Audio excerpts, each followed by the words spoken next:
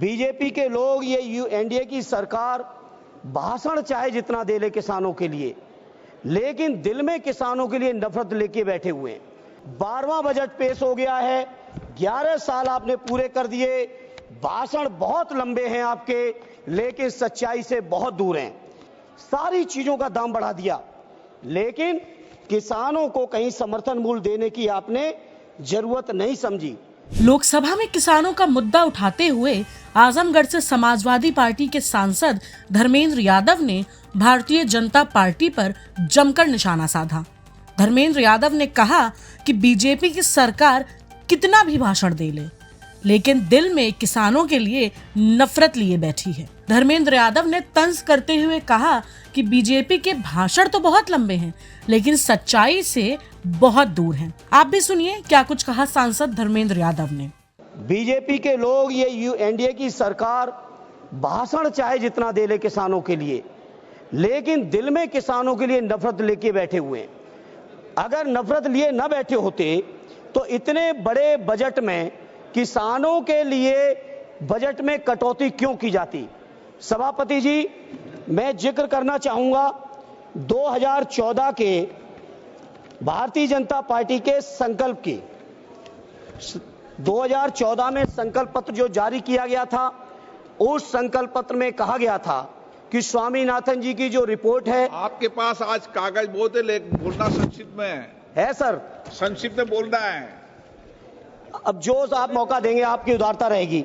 सभापति जी, 2014 के संकल्प पत्र में कहा गया कि स्वामीनाथन जी की सिफारिश के अनुरूप जो किसानों की लागत है, जिसमें लागत में सदैव नेताजी कहते थे, और उसी बात को स्वामीनाथन जी ने भी कहा, किसान की अपनी मेहनत, अपने परिवार की मेहनत, उनके जो पशुओं की मेहनत, खेती की जो वैल्यू है, उस वैल्यू का जो मार्केट में ब्याज होना चाहिए, सारी की सारी चीजों को अगर मिला लें, जिसको स्वामीनाथन जी ने फार्मूला दिया था C2 का, C2 प्लस 50%, माने लागत का 1.5 गुना समर्थन मूल्य। 14 का वादा है आपके चुनावी घोषणा पत्र का मंत्री जी, और 14 से आज 25 आ गई है।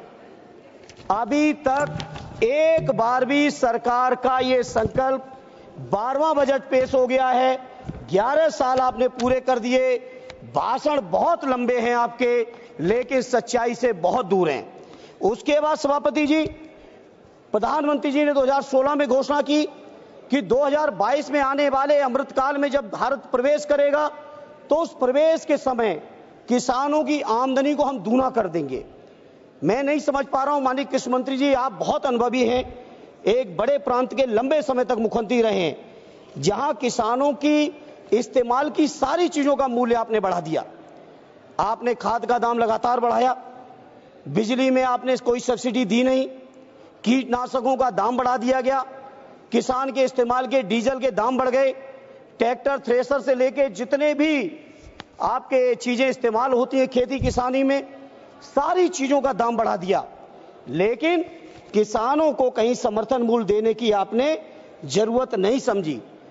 जहां आपने वादा किया था दोगुनी आमदनी का, जहां आपने वादा किया था C2 प्लस 50% का, आज मैं बड़ी जिम्मेदारी से सभापति जी कहता हूं, देश के किसानों की हालत यह है कि अगर वो कर्ज न लें तो लागत भी ऐसी, लागत के बराबर भी कहीं मार्केट में मूल्य नहीं है।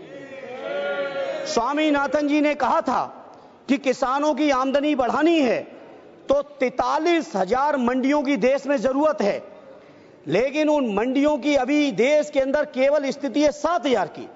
और जब से एनडीए की सरकार आई है 11 साल से, मैं पूछना चाहता हूं मंत्री जी, जवाब दे दीजिएगा, प्राइवेट सेक्टरों ने तो मंडियां बढ़ा ली, साइलोज बना लिए, प्राइवेट खरीदारी का इंतजाम तो है, लेकिन कहीं भी सरकारी मंडियां आपने बढ़ाने का काम किया हो तो उसका डेटा दे देना। ऐसी ही तमाम खबरों के लिए जुड़े रहें किसान इंडिया के साथ। धन्यवाद।